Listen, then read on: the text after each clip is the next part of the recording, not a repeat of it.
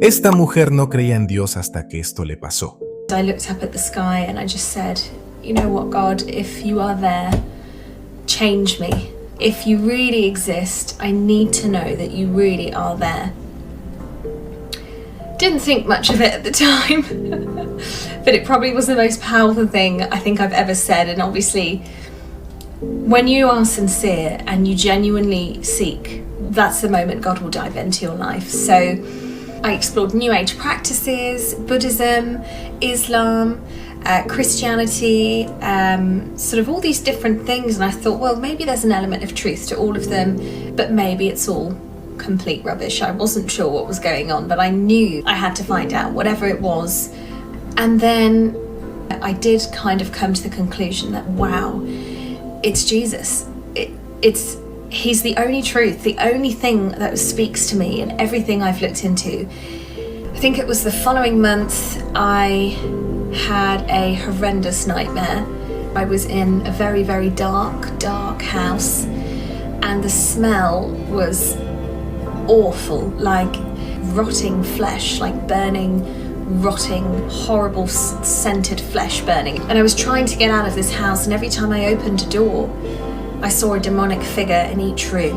And it was very, very dark, very, very tall, with red eyes. And then I suddenly wake up and I couldn't move. It was 1,000%. This was a demonic entity. And I felt like a pressure on my chest and around my neck, is sort of squeezing around my neck. It was so terrifying. And I just struggled, but I managed to say Jesus. And as soon as I said Jesus, gone. It was like the speed of which that thing left me is incredible. And that's when I learned how true, how unbelievably true Jesus is. And just his name, the power in his name it blows me away. So then I went to Morocco with my best friend Zara. This was at the sort of the peak, the height of my spiritual awakening. So we were in Morocco and we sat around a really, really large table. It was at the beach and it was night time, and we were with a few of my best friends' friends, and we all sat around this table, and everybody started to discuss religion and God, and it came up, and I thought, oh, it's going to come over to me soon. And someone at the table said, oh, Claire, you're Muslim, right?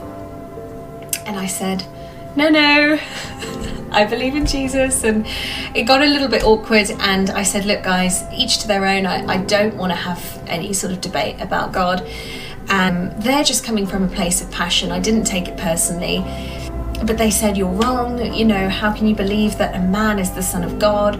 It's such blasphemy. How can you believe that? And I said, look, I believe what I believe. You guys believe what you believe. Let's be in peace. Let's not fight about something that, it just doesn't need to be discussed. It never ends well, these big religious debates. So at the time I didn't really know. I didn't have my spiritual armor on. I was like, I don't know. So I left the table quite quickly and just said I'll be back soon, and I just went for a little walk, and I sat on the beach, and I sat there and I just looked out at this big, beautiful, dark ocean, and I just said, God, am I doing the right thing? I don't want to offend you. I just want to bring light to your truth. Is this true? I feel it's true, but let me know right now. I need the truth right now. Is this the right thing?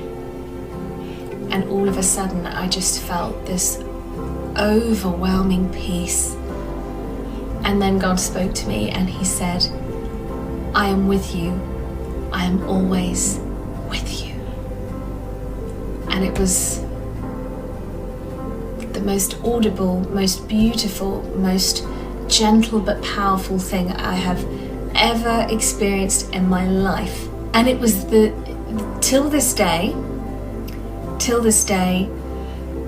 I think about that day almost every day, and I cannot believe this almighty God,